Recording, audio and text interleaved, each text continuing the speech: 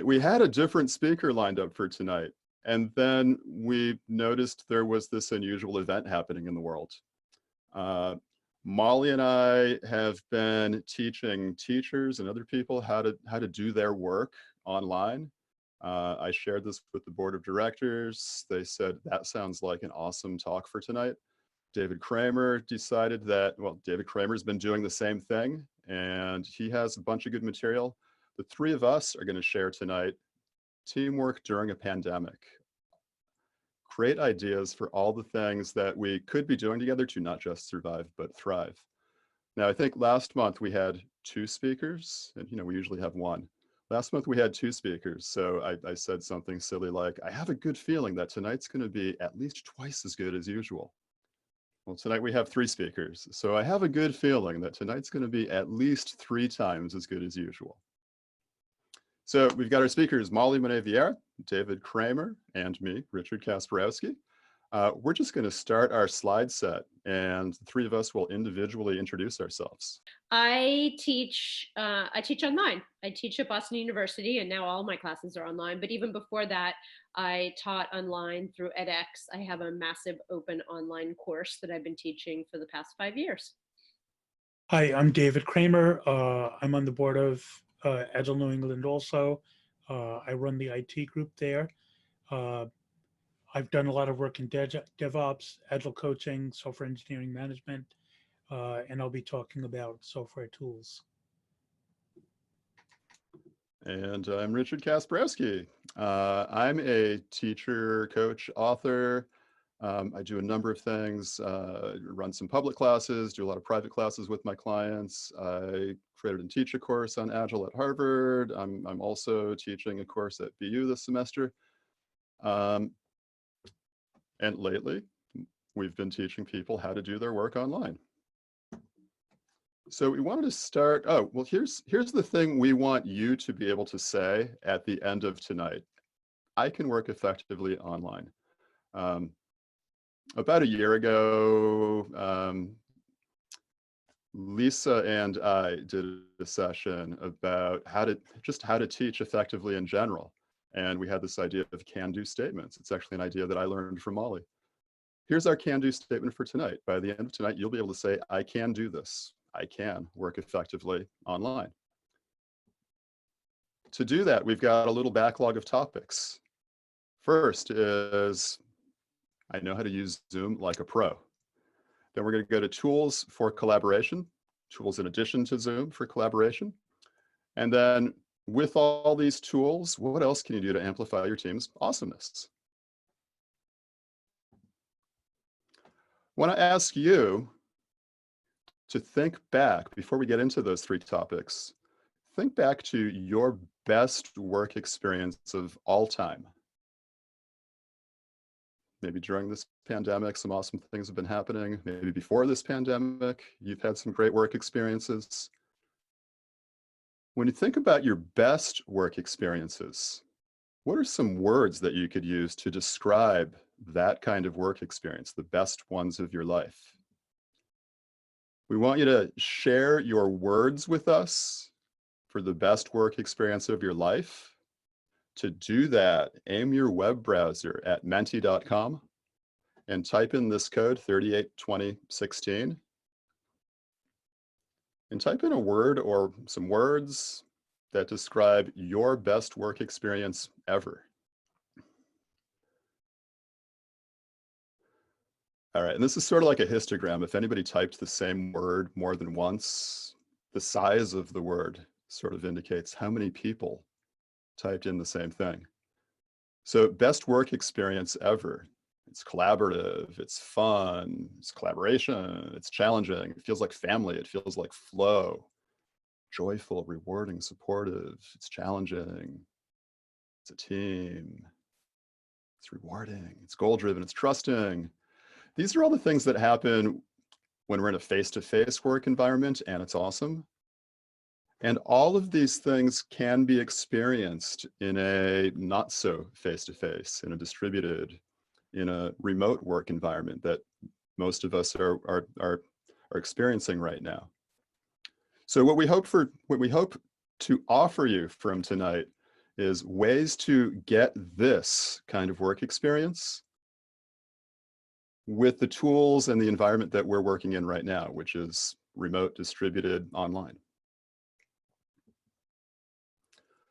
Our first topic in our backlog is use Zoom like a pro. So Molly's going to help us with this section.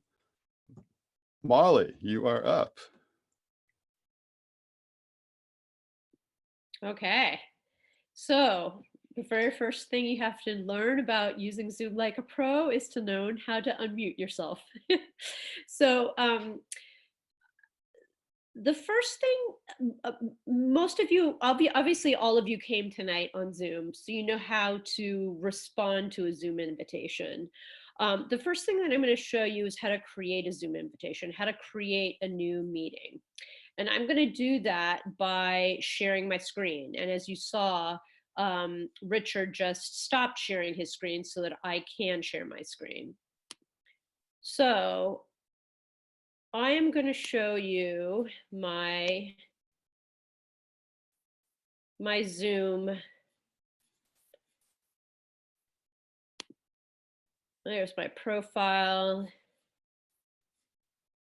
And I usually do it through my meetings because I already have, well, as you can see, I have a recurring meeting that I'm teaching, but you can just hit schedule a meeting up here.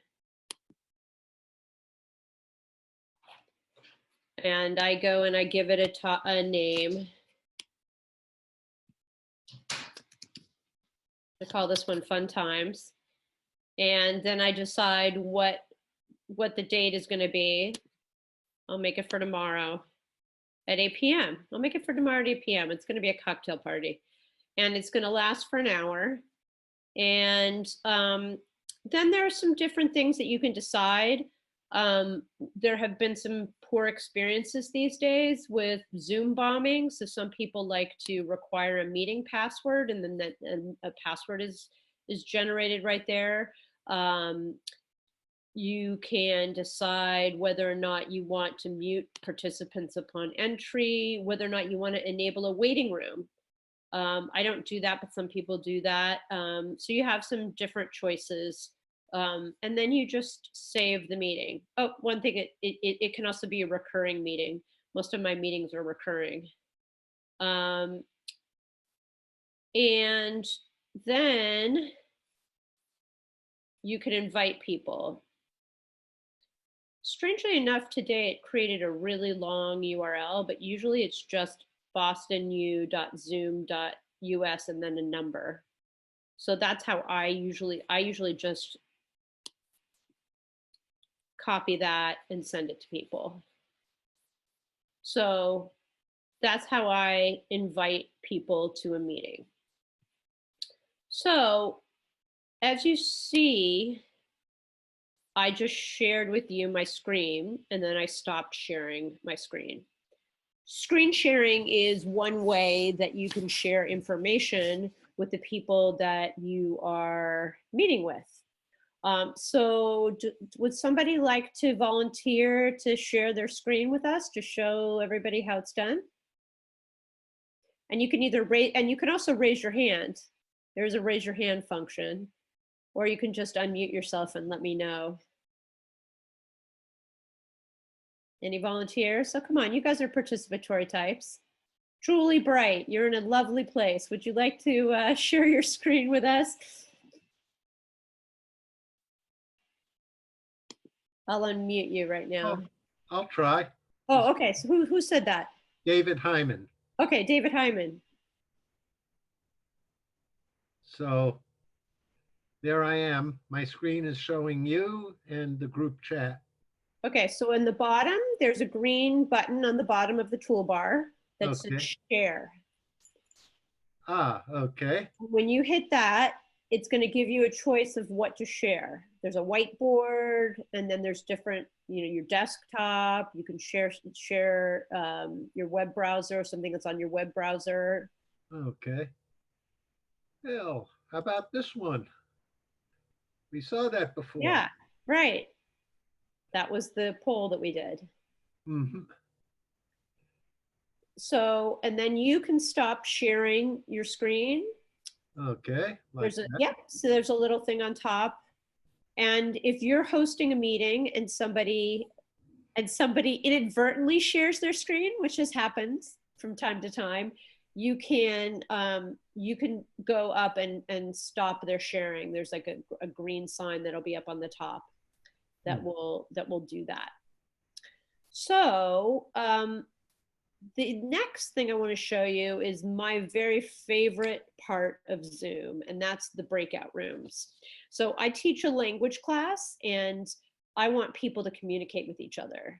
So I create breakout rooms, and what I'm going to do is I'm going to actually create the breakout rooms, or can I, Richard, you're going to create them because you're the host. Richard's going to create the breakout rooms. And what Richard has done is he's made you guys all co-hosts. If you're a co-host of a meeting, you will be able to see the breakout rooms and move from breakout room to breakout room. So that will be a way for people to mingle and get a chance to see what it's like to move back and forth. So Richard, have you made everybody co-host? The 100 people that I'm about 70% of the way through making everybody co-host. That's enough that we'll say 70% of the folks can get the experience of moving themselves around to different Zoom rooms, Zoom breakout rooms. So why don't we all? I'm ready to open the rooms if you are. So why don't we all go into the breakout room, and our discussion topic will be, what do you want to use Zoom for? When might you use Zoom in your work? All right. So I'm going to open the breakout rooms, and we'll have them open for about 2 or 3 minutes. Let's hear from a few people. How did that go for you? Fine. I got into a breakout room with 3 other people, and we talked a little bit and decided we didn't know what we were supposed to do and came back to the main room. Okay. Actually, the 3 or 4 people was a great size. I've had larger ones than that. The first time I used breakout rooms on Zoom, Rich, was at your party the other day, which, by the way, thank you very much. That was very good. It was very good, I must admit. So, go ahead. So you can choose, somebody said that they liked the size. You get to choose the size of the breakout rooms. When you are the host, it's your choice. And you also get a choice of whether or not you want to create the breakout rooms yourself or whether you want Zoom to choose them. So it's automatic or manual. Manual is time consuming. If you have 100 people, would be impossible. But with a smaller group, there might be times in which you want to select the groups carefully. One of the things in my group that we noticed is that it's important to set expectations about video or audio only. Because it's frustrating if 1 or 2 people are on video and everybody else is audio only. Yes. I actually, well, since again, I teach a language, and so I really highly recommend video, because you can see the mouth moving, you can see people's expressions, you can see their gestures. It really helps communication, and it's much friendlier. But of course, there are people who don't feel comfortable with it. So, I allow everybody to do what they need to do, but I really highly encourage video usage. And by the way, tip, we found out that if you try to pre-assign to breakout rooms, it's a little unpredictable. So it's much more reliable to do it once the meeting starts. The other thing that's hard about pre-assigning the breakout rooms is that you never get the people. I mean, you have an idea of who's going to show up, but you never really know exactly who's going to show up. I just shared an image of what it looks like when you create or recreate breakout rooms. Yeah. So basically, you see the number of participants. You get to choose how many rooms. At the bottom, it tells you how many participants there will be per room. It does the math for you. It's really nice. And you get to assign people to rooms automatically, and it's just random, or manually, which for a group this size would take some work. And then you click open all rooms, and everybody gets randomly put into a breakout room, 3 to 4 people per room. So it is random. When I you like click How did you random. get to that many? automatically, it is random. I And like then random only because one I more could, picture. that I've known for years. I can meet different, this way I can meet different people. We did So this. how I at did the like, I party. like Joel's background. Joel, I How do like you your create a background. Yeah. Thank you. How, You're in a, how do We you did create exactly a this at background? the party I the like other yours night. too. you're in a, We did you're in a exactly this at the spaceship. party. The Millennium, not just any spaceship, the Millennium Falcon. Oh, the Millennium Falcon. Wow. So That we did looks this at the familiar. party the other night. We made everybody a co-host, and co-hosts had the ability to move themselves around to different rooms. If you're a co-host and you have this superpower, what you'll see is if you press the breakout rooms button, you'll see the list of rooms and who's in them. And over to the right-hand side, you'll see the word join. And this is a button. And if you click that join button, you move yourself to that breakout room. This happens if you're the host, or if you're a co-host, you have this superpower. About 60, 70% of the people on tonight's session had the co-host superpower.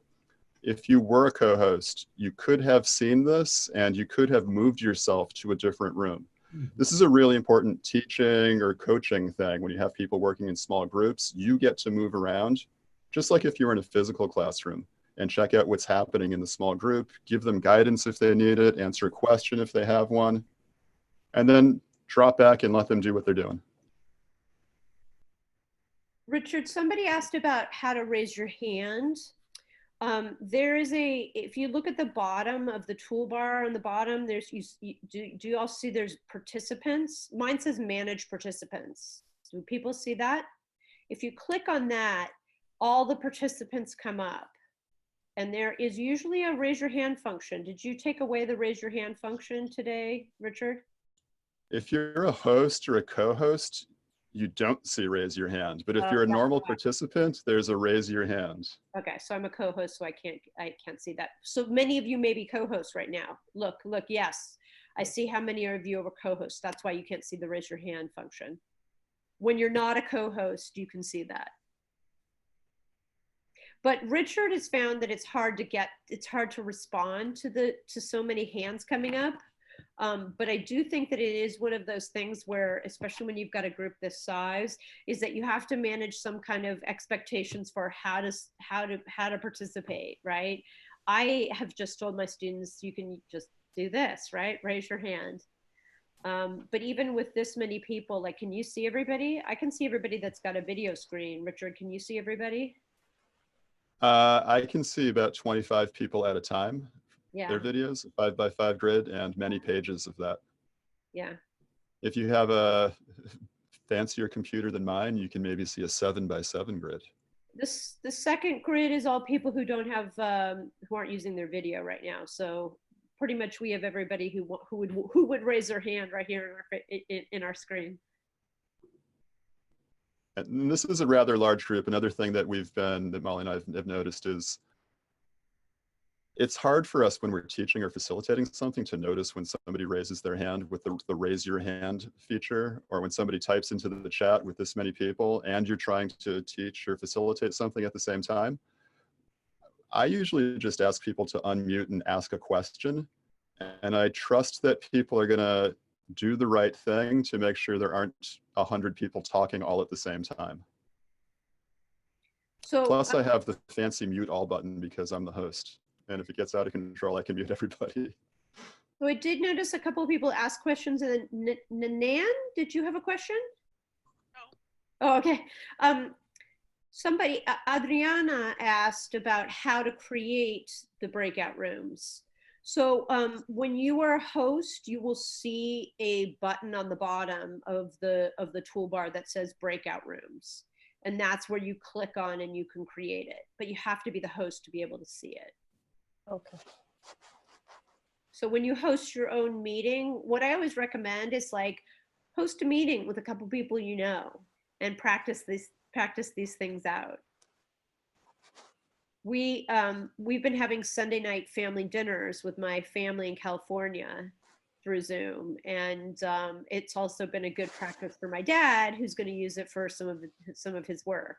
So, you know, kill two birds with one stone. That's a good idea. I have a question for either Molly or Richard or anybody. My wife just started using Zoom. She's a teacher. And when she went on it, there was like, she could see like 4 or maybe 6 people. Do you know if there's a limitation on the iPad like that? On the iPad, Yeah. maybe. Another, a pro tip in general is that if you were the host, facilitator, or teacher, you're definitely going to want to do this on a laptop, Yes. something bigger than a tablet or your phone. Yes. Yes. You can do things as a participant on your phone or on your tablet, but if you're going to be the host, if you're going to be teaching something or facilitating something, you definitely want to do this on a bigger computer. I figured that thing. Yeah. I actually think there are some limitations for I don't know all of them, but I think there are some limitations to the iPad. I'm using an iPad right now, and and I'm customarily on a larger monitor. There are a few limitations, but I find that the iPad does do most everything. It does limit you to 9 screens in the gallery view, but you can slide across. Yes. But I totally agree with you guys saying if you are the responsible party for teaching, bigger is better. Yeah. Sure. One thing to know about the iPad restrictions is if you are playing videos for people, and Zoom can do this sort of play video and have it show up on the other end, it looks like that should work from an iPad, but you kind of don't really want to do that for a real audience unless you're just playing around. It takes a real computer for that to work right. Yeah, you can hack it to make it work, but it's really hard to make it work, and it's not as good as a real computer. This is Sue Berg. Just as with any other kind of meeting that we've done in the past, like WebEx or whatever, or you've got breakout rooms, it's always nice to have a second person to be able to be the monitor of all of that. I have a question. The majority of you, when I'm looking at you right now on the screen, is this as if you're looking at me straight into my eyes, okay? Whereas if you look at me, I am looking above. That's because I have a big monitor there. I'm seeing everybody. But then my laptop down here is what I have. I mean, I have my camera down here. So do you all have auxiliary cameras on top of your screens? All right, check this out. Switch to speaker view, so you get a bigger view of my head. Speaker view. Upper right-hand corner. So you just have a view of me and maybe the few people, other people across the top, just so you can see my eyes. I can see your eyes watch right this. now. I'm looking right at the camera lens. Does it look sort of like I'm looking at you? That's correct. Okay, but if I'm over here and I'm looking up, it probably doesn't look like I'm looking at you anymore. Because you are looking at me. Okay. But also, if I'm looking over there and reading the stuff on the screen on the right-hand side, I'm not looking at you anymore. Right. But if I'm looking at the keyboard, I'm not looking at you anymore. If so I'm looking at the lens, it looks like I'm looking at you. Right. So do you have a camera on top of your screen then, right? Yeah.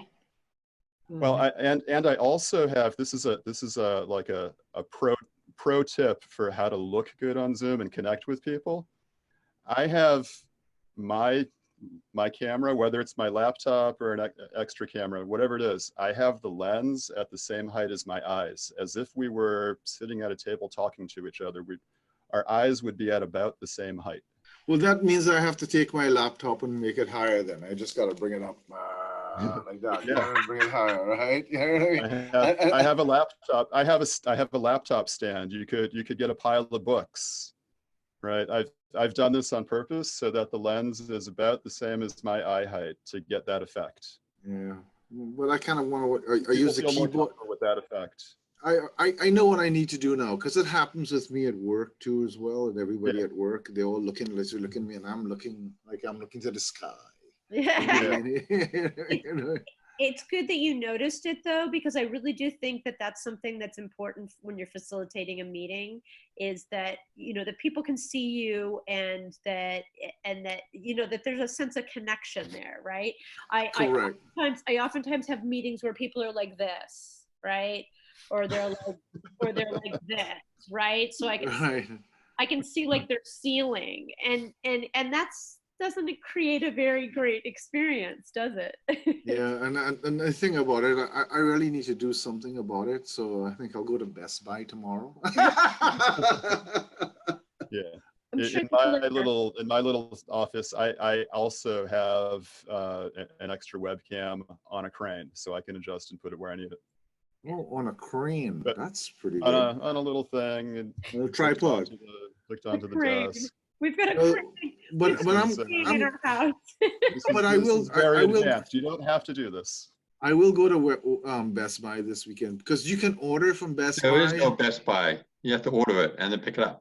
and pick up. That's right. So Yeah, there's you have to can order go- online and pick it up, right? That's right. I'll order it online and go and pick it up. Yeah, I wouldn't be All right. going into the store. We have two more big important topics. So I'm going to share my screen again. We're going to go back to the slide set.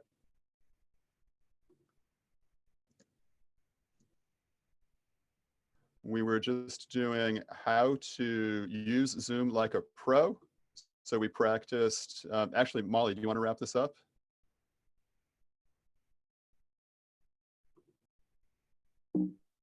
Am I unmuted now? Yes. What would you like me to say? Just goodbye. You're moving on to the next topic, right? You're moving on to the next topic. Yes. Our next topic, we nice. just practiced breakout rooms. That's it. Now you're going to do tools for collaboration, right? Yeah. Okay. Nice to meet you all. I'm going to get going. Thanks care. a lot, Molly. Oh, just one other quick little thing. Last night we had a very large Zoom conference, and it has a little bit of a user glitch. Like right now, I'm not muted, but if I look at my screen, I see the word mute, and it's sort of opposite in meaning. And when there were 300 people, everybody tried to mute themselves, but a lot of people set it so the word mute was on their screen, and of course they weren't muted. So I don't know who has a connection with the Zoom company, but that's sort of a user bug. David, thanks for that tip. I think the intent there is that it is the verb, and when you click it, it is going to do that verb. So if it says unmute and you click it, it's going to do unmute. And if it says mute and you click it, it's going to do mute. Mm-hmm. We're going to move on to tools for collaboration, and I'm going to trust everybody to keep muted unless you have the world's most important question to ask. I don't know what that would be, so I trust you to know when you have that question. We're going to hand it over to David Kramer now. David, you're up, and you're going to share your screen, right? Yes. Okay, does everybody see my slide? Yeah, just, I don't think we said it explicitly yet, but I think our goal is to hold questions for all three speakers till the end. So we have that one block of question and answer, although we've kind of already been violating that. But. Okay, so my name is David Kramer. As I said before, I'm on the board of Agile New England as the IT chair. I'm currently working for Leapfrog Systems as a consultant.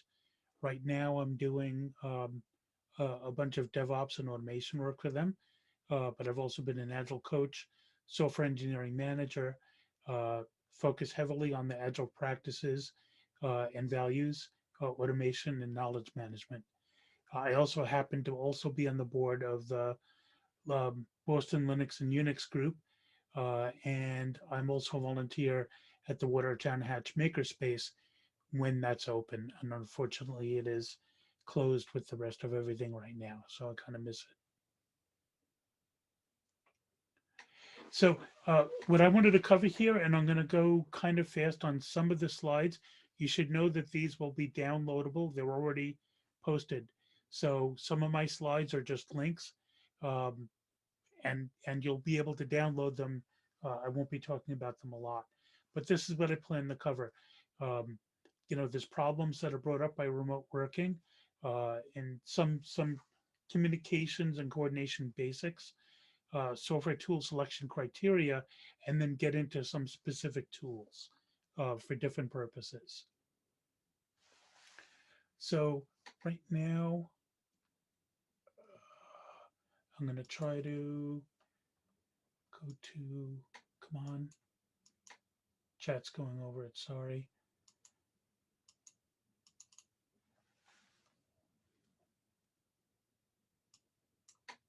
Present. There we go. So now I'd like to get back to Mentimeter and let me maximize that. And you have the code here. It's the same code as last time. And I'd like to know, what tools does your company use to collaborate now? And I don't just mean teleconferencing, but other tools to talk to each other, collaborate, you know, share work.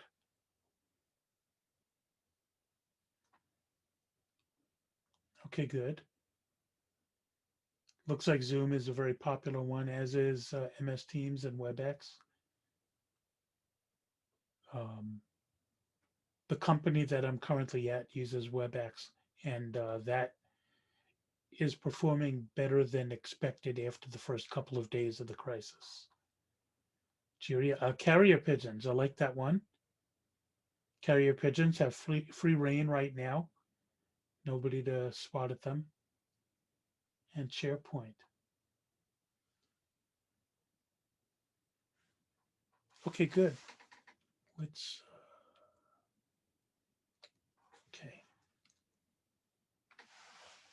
So why is the tool selection important? When we're not physically co-located, there's a lot of barriers to talking more frequently. You know, the whole co-located office, people running into each other, lowering the barrier to have those conversations. Nonverbal communication can be lost, even if you have video, but especially if you don't have video, a lot of meaning can be hovercraft. A lot of meetings can be missing context, especially when you're talking about different centers or different cultures. It's hard to keep everybody updated. If you don't have like nicely laid out channels of communication, like, you know, if you're using Slack, having the right kind of Slack channels to communicate over, or whatever mechanism, people could be left behind and left out of the picture, left out of updates. Learning new tools can be difficult, so this might be something that your team might want to talk about before you have something like this current situation. Getting support and help can be more difficult, and managing time is a little bit harder when you're at home and not surrounded by your coworkers. So I have another poll here.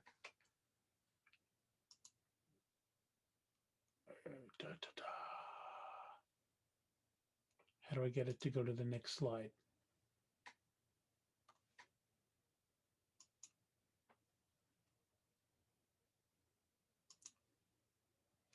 Do I hit escape? How do I get, yeah, okay. And then present. Okay. So what problems are you seeing working remotely? I know most of us have had a couple of weeks of this experience by now. Those of us that are lucky enough to be able to work from home. Yeah, hardware access. Social undistance. Yes, I was talking to somebody about that.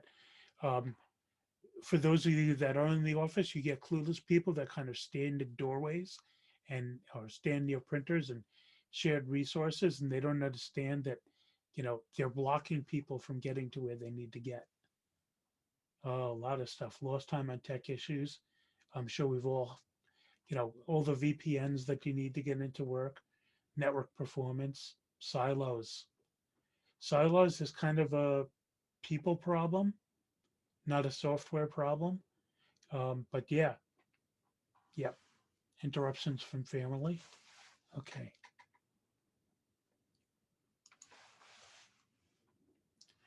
Okay, so now I have a couple of slides talking about communication and collaboration in general. It's something that I've studied a bit, and there's some areas of it that aren't quite so obvious. One of them is push versus pull communication, and this can help you pick the right tool for what you want to do, what you want to communicate. So pull communication is when uh, somebody who's consuming the content or reaches out for the content to get the latest content. And that's good for dashboards and less time sensitive things, email, website, storyboards. Push communication, on the other hand, is when when consumers get notified of those updates. And this is one of the reasons that, email is really bad for planning a meeting that's going to happen in half an hour, things like that.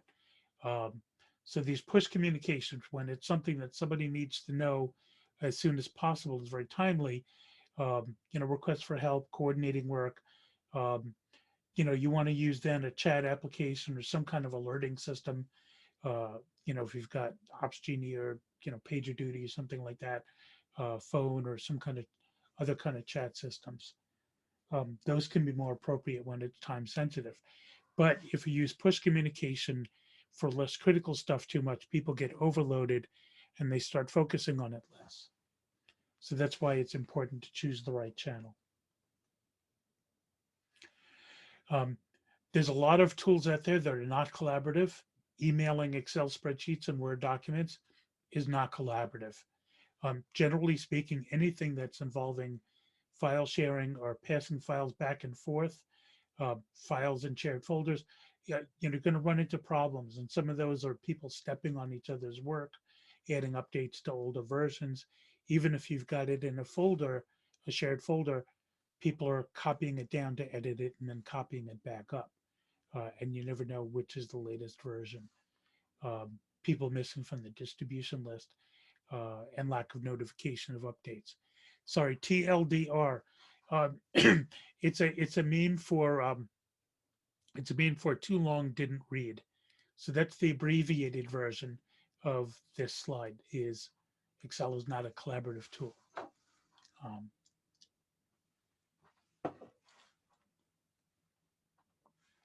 So good collaborative tools. We've got good cop, bad cop here. Ideally, a really good collaborative tool, one that uses one true shared source of truth. There's only one copy of it possible. A good example of that is Google Docs, which has its upsides and its downsides. But there is only one true copy because it's a web-based thing and everybody's always accessing the same one. Always accessible to all involved.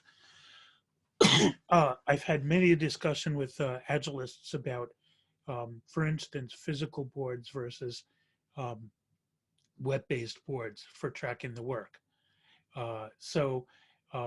If you've got a board that only some people can access it, somebody else is in that room or whatever, that's a problem. But even online, it has to be something that everybody can get to. Ideally, you have versioning with user attribution.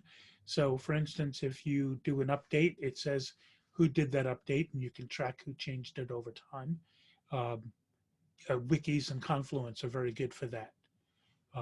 What do I mean by collaborative? Collaborative tools are when multiple people have access to the same thing at the same time. And in the best of worlds, multiple people can edit at the same time. Things like Confluence are less good at that. Things like Google are better at that. You can have a Google Doc open and multiple people editing it at the same time and they each get their own cursor.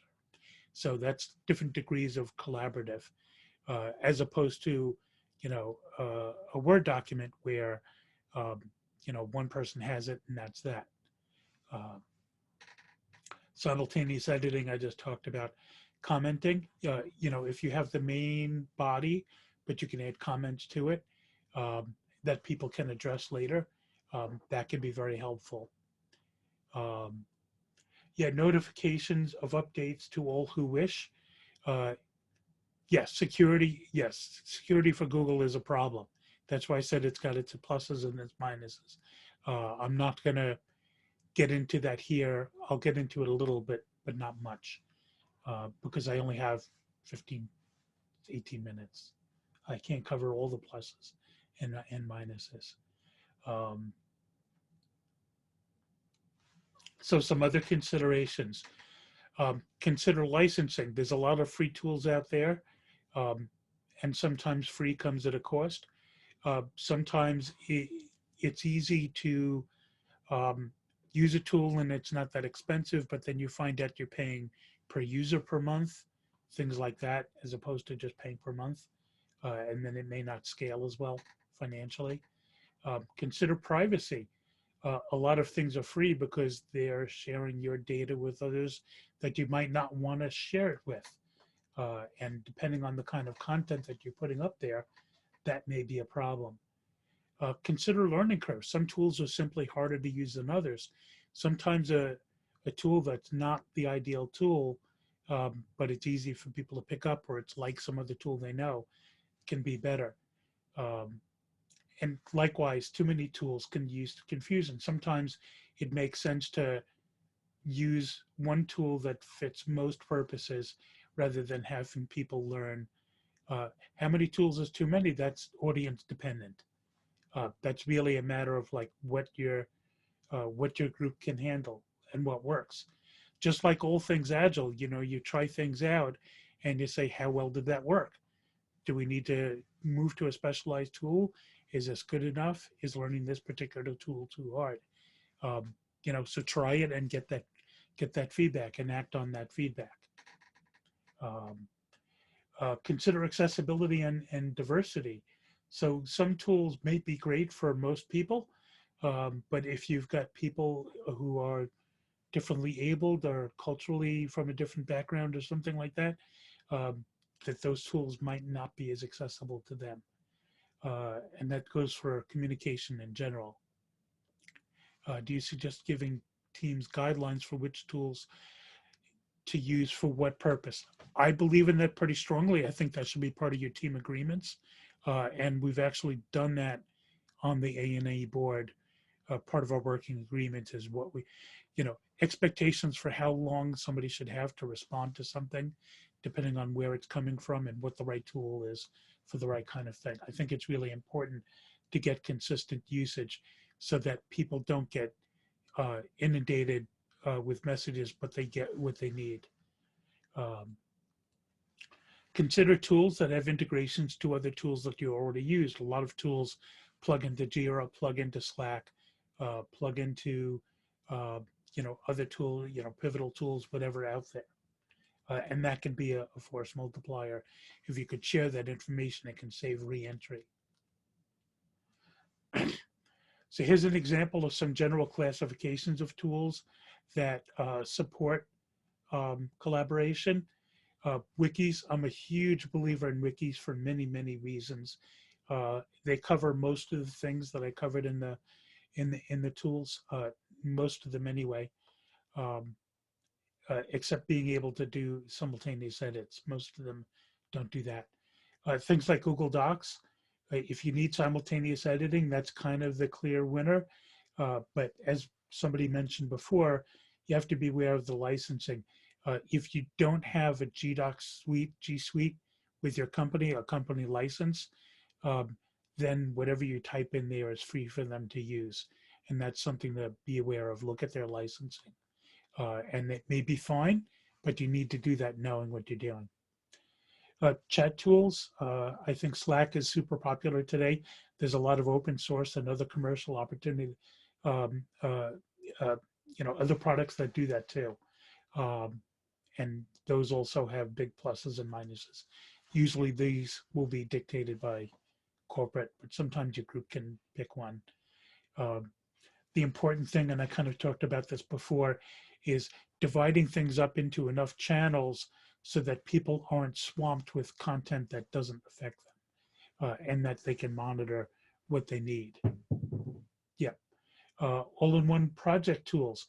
Basecamp is something where it kind of tries to be the one tool that does your project planning and your communication and your tie into the source control and things like that. Lean Coffee, the reason I put this down here is because, you know, we've got all these plans, but sometimes when you're not with each other, somebody might have something that they want to bring up that you need to give them an opportunity, a place to bring that up. So Lean Coffee is a way to have a more dynamic meeting where, you know, people can bring up their concerns outside of, you know, swamping out your stand-ups and stuff like that.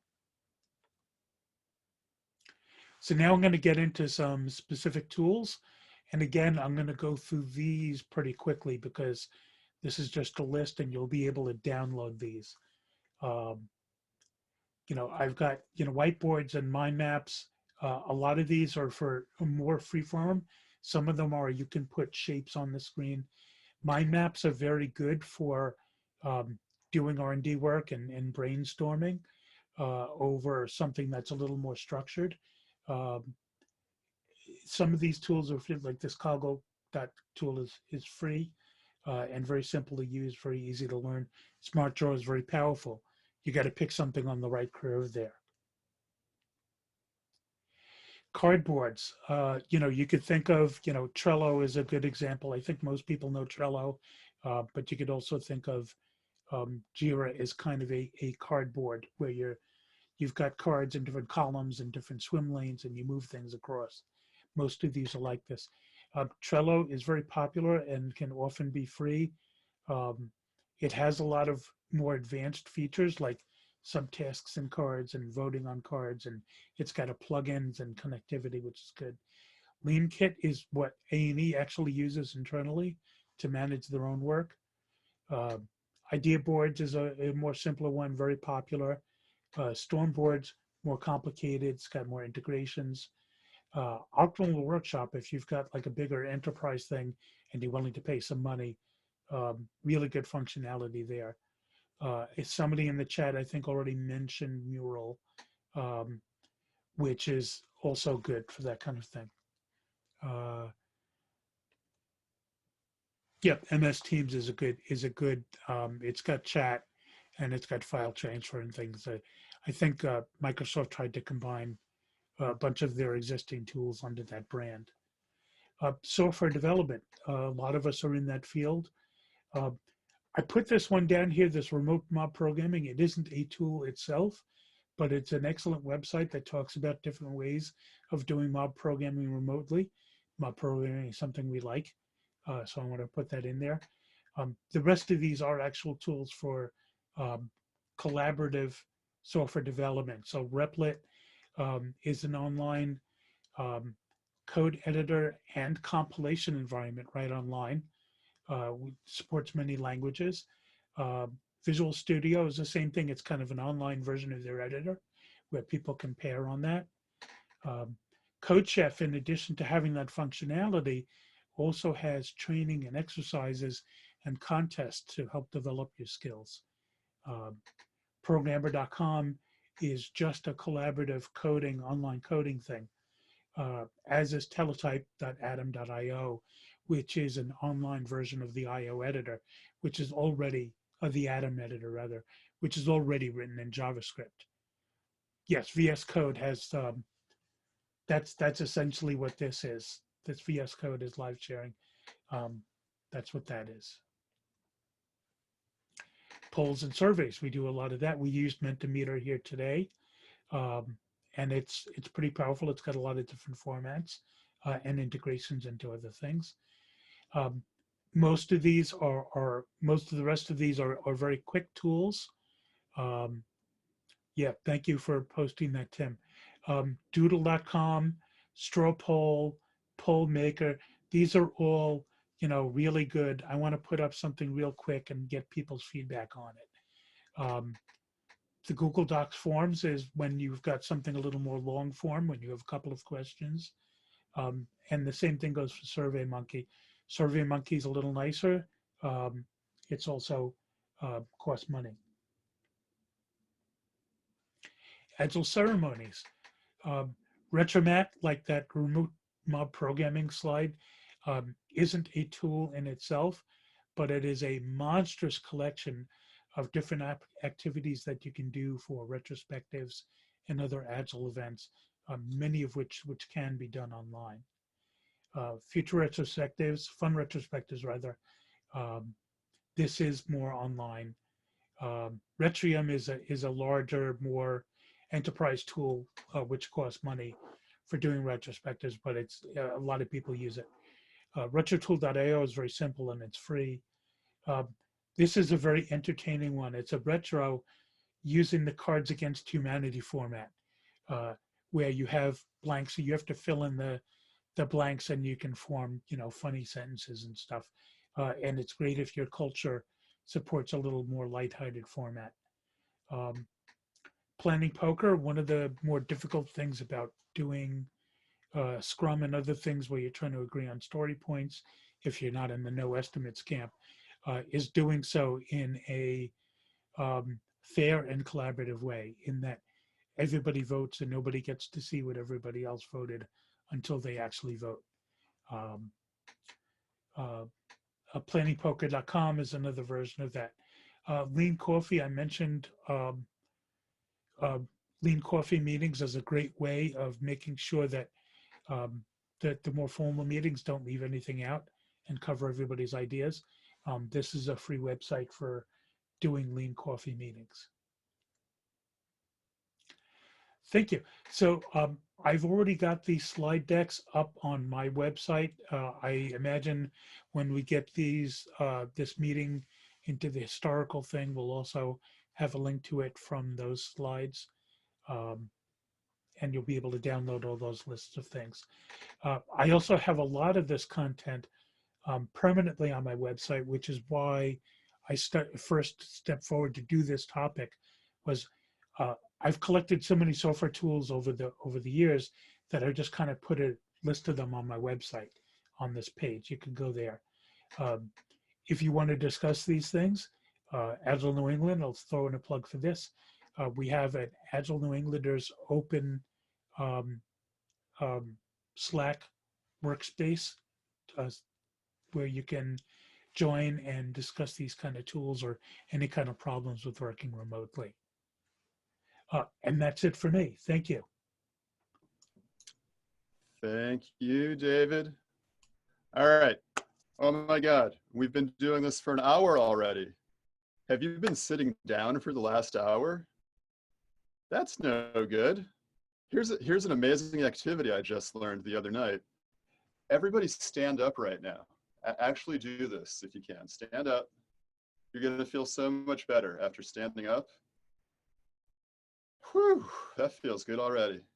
Turn around 360 degrees. I'll demonstrate. Follow me. Whew. Oh, sit back down. You don't have to sit back down. In fact, you don't have to do anything, I say. That's way better than sitting and sitting and sitting and sitting. All right, I'm going to share my screen again.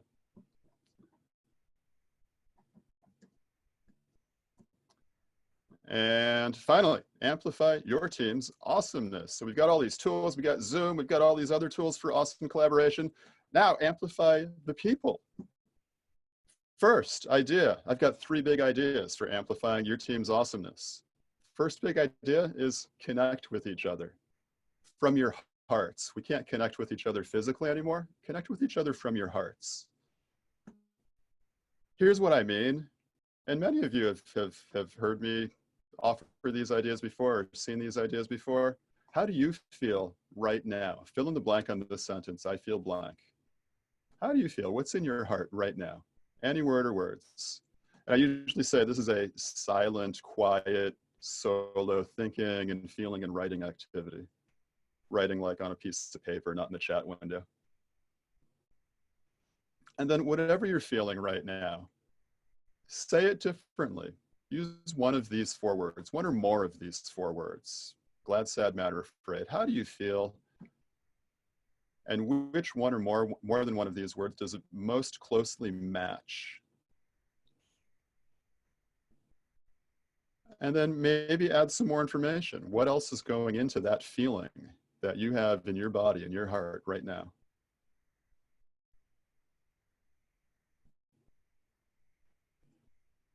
that's the solo part. It turns out that to be able to really connect with other people, you have to connect with yourself first. So there's the connect with yourself.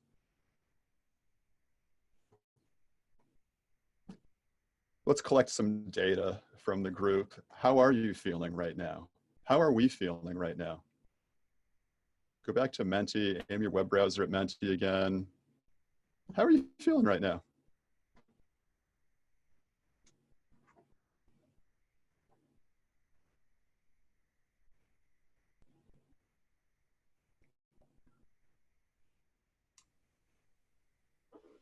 I'm actually glad to see some people choose afraid.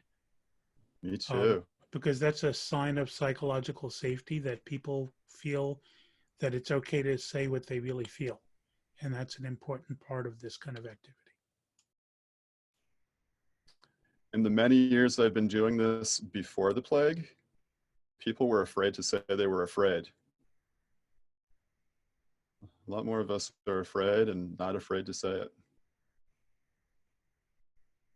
Yeah, so in our group here tonight, we've got plenty of glad. We've got plenty of sad, plenty of mad, plenty of afraid, plenty of everything, the full range of human emotions. That's pretty cool. Okay, this is one way to share how we're feeling. Now to really connect with hearts, we're going to go from this to breakouts. I'm going to put you in a breakout group with a small group. It'll be 2 or 3 of you. We're going to do this check-in activity. It's an emotion check-in.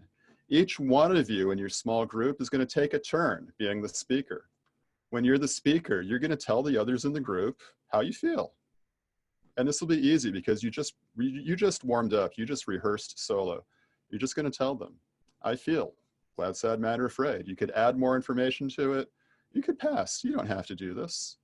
And just tell them that you're done. When you're done, they're going to say welcome. And then somebody else will take their turn as the speaker, sharing how they feel with the other people in the group. I'm going to open the breakouts right now. You're going to be in a group of 2 to 3 people for 2 minutes, taking turns, sharing how you feel with each other, connecting your hearts to each other. I am opening those breakout rooms now. See you in 2 minutes. I think we're all back from the breakout rooms. Start with you.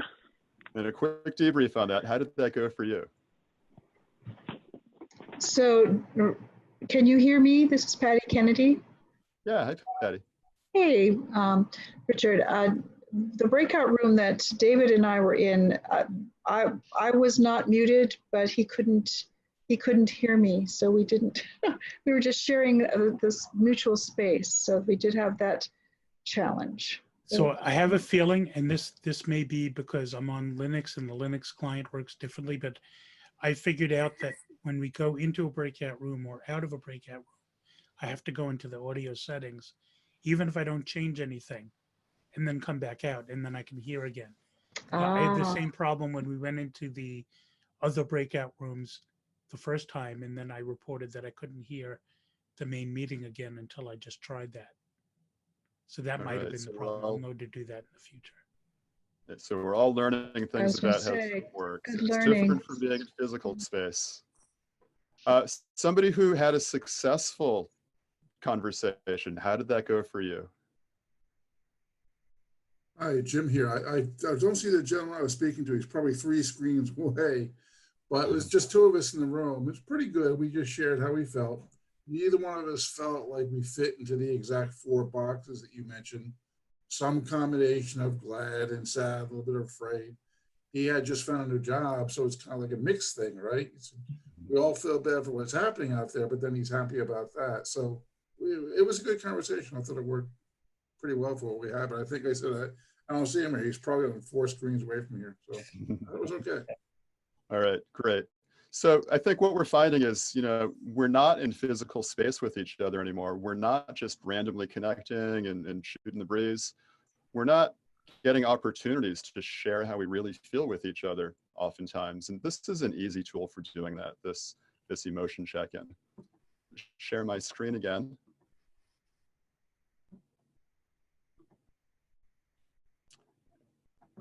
So here's a tool you can use. A little bit more on this tool. A really cool company called Palantir.net.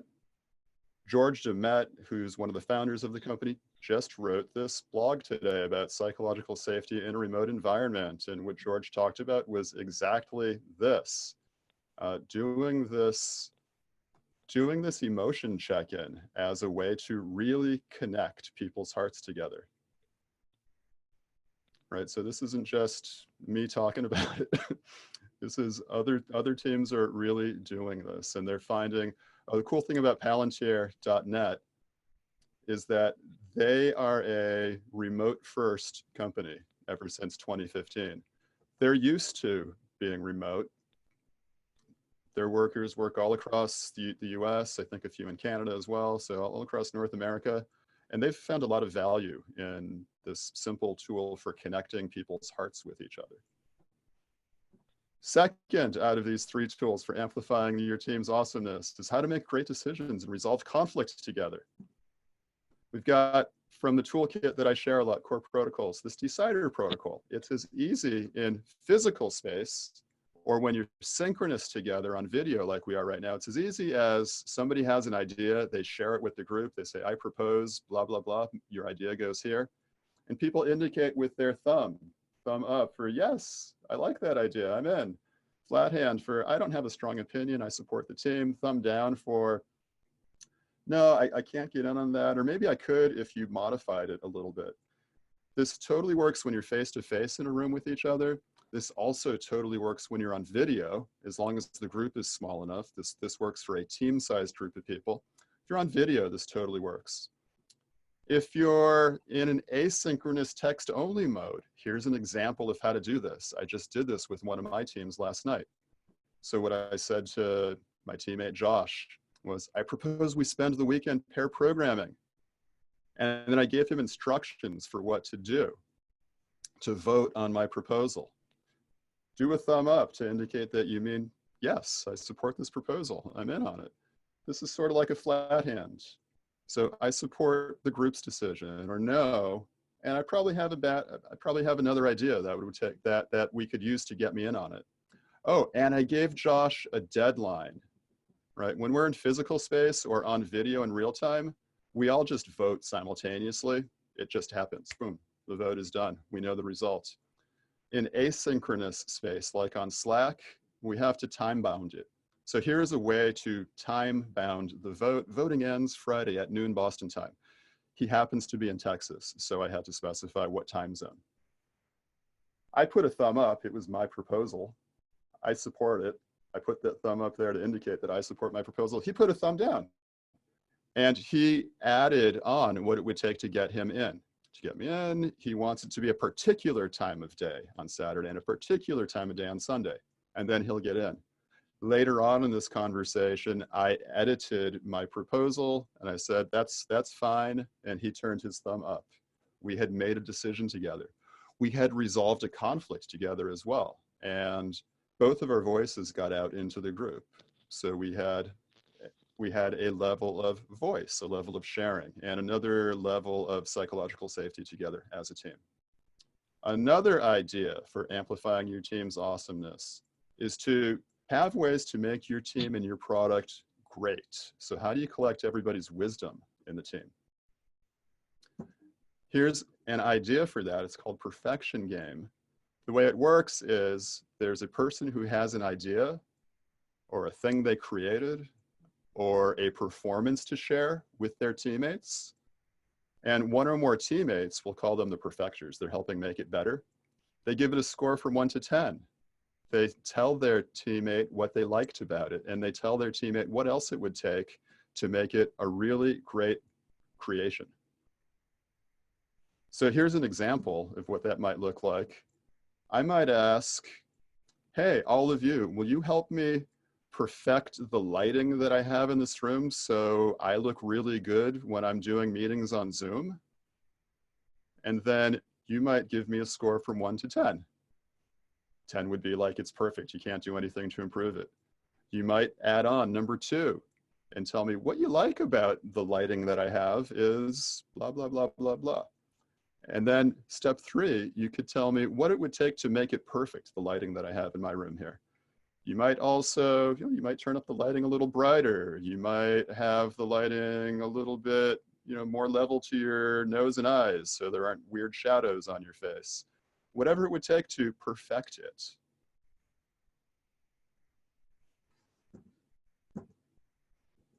So this is an easy idea for connecting together and making things great, making the product, making the team, making anything that you're creating together better than it was previously.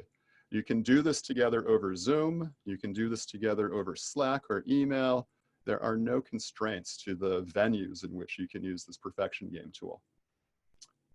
We're going to do perfection game at the end of tonight's talk as a way to get feedback on what we were doing tonight.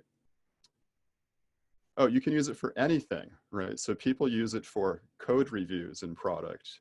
People use it as a retrospective tool at the end of the sprint. How close is our team to being the best team that ever existed? Each person gives the team a score from 1 to 10. They say what they liked about the team during the sprint. They say what else it would take to be a perfect 10, best team that ever existed. So easy tool for making things better. So we got these 3 ideas for making your team awesome, for amplifying your team's awesomeness. Connect with each other through your hearts. Have a way to make great decisions and resolve conflict. And then use some tool like Perfection Game to make your team and your product and anything else that you care about better than it is.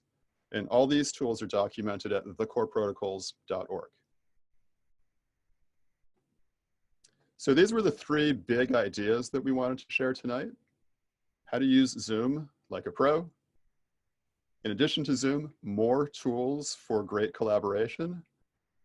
And then human practices, human tools for amplifying the awesomeness of the humans that you're working with.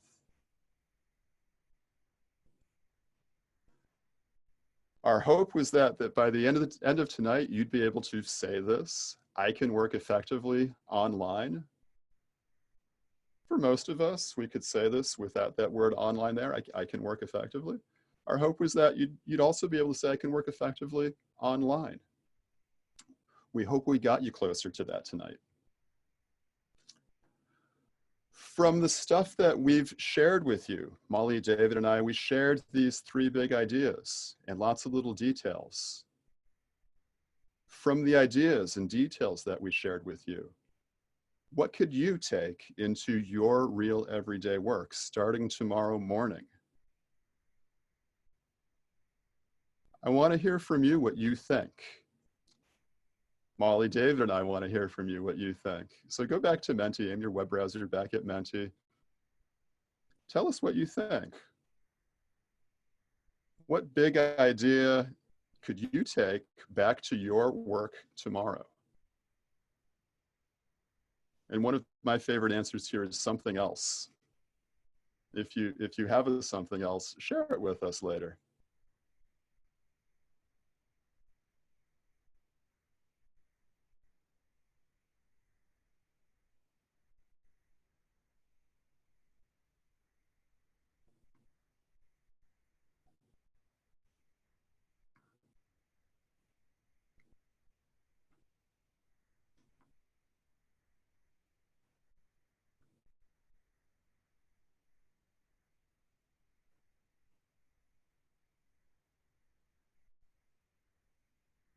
If anyone missed the comment in the chat, you need to look at the comment in the chat. Someone is craving donuts because of the graphic. Donut charts will do that to you.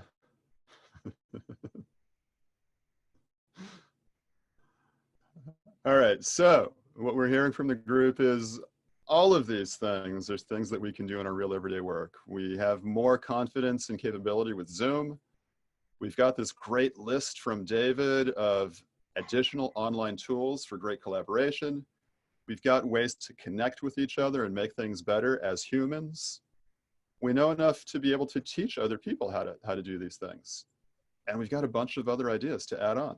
And David, Molly and I want to hear these other ideas later on. David, will you take over on your call to action here? Sure. So I'm not doing Agile coaching in general. I've got full-time employment at Leapfrog Systems right now. But if you have any questions about these tools, I'd love to talk to people about them. I put out the link to join our Agile New Englanders open Slack workspace. I'd love to have some conversations about it. And if you have any questions about how to make DevOps work or Agile work or software development work online, I'd love to have those conversations too. Thanks. Awesome. And I have events coming up as well. These are free. The first two are free. So just come. To learn more about the stuff I was sharing, you just visit my website. On April 10th, we've got How to Teach Online, the follow-up, because we've been doing a bunch of these free events for people in the world. On April 28th, we have the second online Agile Games Lean Coffee. We're going to have more and more of these free events coming up that we're sharing with the world, and we're connecting people in the world together.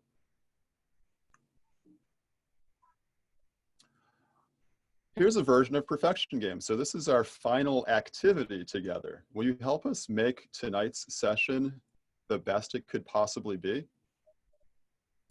A way to do this is to point your web browser back at menti.com and answer 3 simple questions. First question is, give us a score. What is the score you would give us from 1 to 10? Second question, what did you like about tonight? Third question, what else would make tonight perfect? I'm going to pause here for a moment to give you a chance to fill in the blanks on this Perfection Game activity. And finally, thank you for joining us tonight. It was really, really great seeing everybody. On behalf of Molly, on behalf of David, I thank you all for joining us tonight. That's the end of our session.